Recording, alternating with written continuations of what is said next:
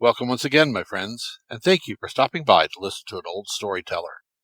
Today we have a Ukrainian tale, and the title of this story is The Voices at the Window.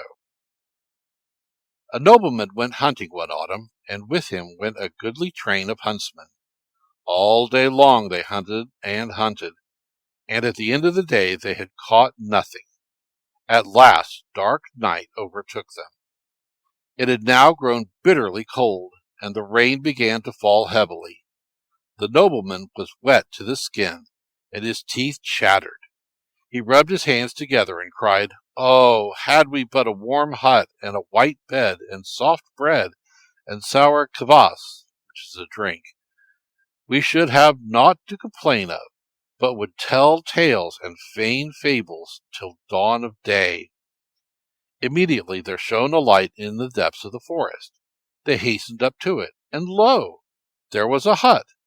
They entered it, and on the table lay bread and a jug of kvass. And the hut was warm, and the bed therein was white. Everything just as the nobleman had desired it. So they all entered after him, and said grace, and had supper, and laid them down to sleep. They all slept, all but one, but to him slumber would not come.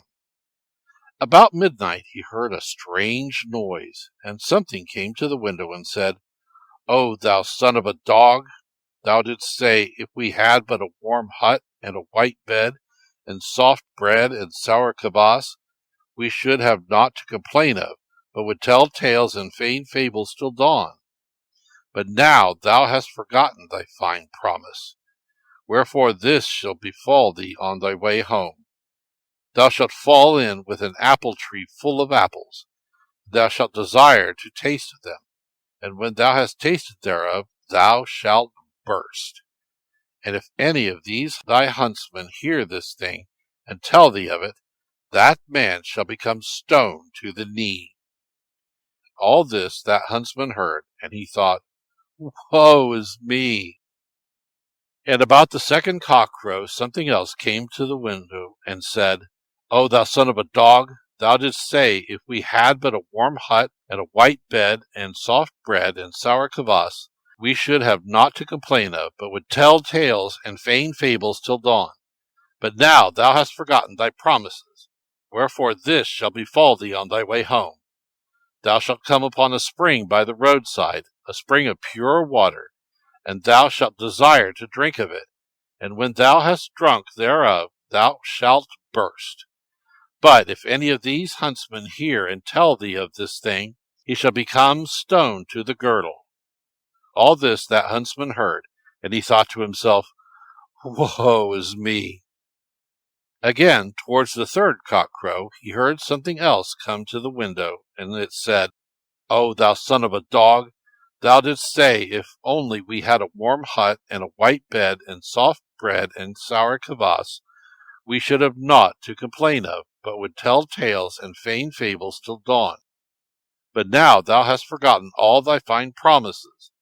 Wherefore this shall befall thee on thy way home. Thou shalt come upon a feather bed in the highway, and a longing for rest shall come over thee, and thou wilt lie down on it, and the moment thou liest down thereon thou shalt burst. But if any of thy huntsmen hear this thing, and tell it to thee, he shall become stone up to the neck." All this that huntsman heard, and then he awoke his comrades, and said, "It is time to depart." "Let us go then," said the nobleman.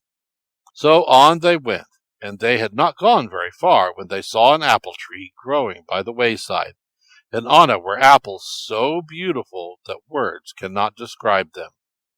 The nobleman felt that he must taste one of these apples or die, but the wakeful huntsman rushed up and cut down the apple tree, whereupon apples and apple tree turned to ashes. But the huntsman galloped on before and hid himself. They went on a little farther till they came to a spring, and the water of that spring was so pure and clear that words cannot describe it.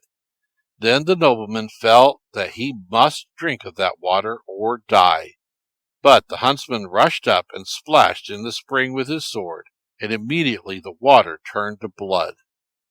The nobleman was wrath and cried, "Cut me down, that son of a dog!" But the huntsman rode on in front and hid himself. They went on still further till they came upon a golden bed in the highway, full of white feathers, so soft and cozy that words cannot describe it. The nobleman felt that he must rest in that bed or die.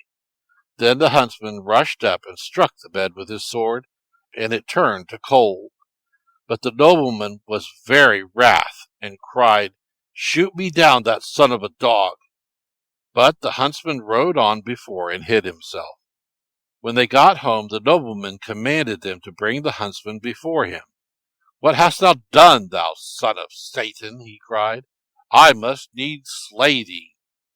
But the huntsman said, "My master, bid them bring hither into the courtyard an old mare fit for naught but the knacker." They brought the mare, and he mounted it and said, "My master, last midnight something came beneath the window and said, 'O son of a dog,' thou sayest, 'if only we had a warm hut and a white bed and soft bread and sour kvass, we should grieve no more, but tell tales and feign fables till dawn. And now thou hast forgotten thy promise, wherefore this shall befall thee on thy way home. Thou shalt come upon an apple tree covered with apples by the wayside, and straightway thou shalt long to eat of them. And the moment thou tastest thereof, thou shalt burst. And if any of the huntsmen hears this thing and tells thee of it, he shall become stone up to the knee.' When the huntsman had spoken so far, the horse on which he sat became stone up to the knee. Then he went on. About the second cock-crow, something else came to the window and said the self-same thing, and prophesied, 'He shall come upon a spring by the roadside, a spring of pure water, and he shall long to drink thereof, and the moment he tastes of it, he shall burst. And whoever hears and tells him of this thing shall become stone right up to the girdle.' And when the huntsman had spoken so far, the horse on which he sat became stone right up to the breast. And he continued.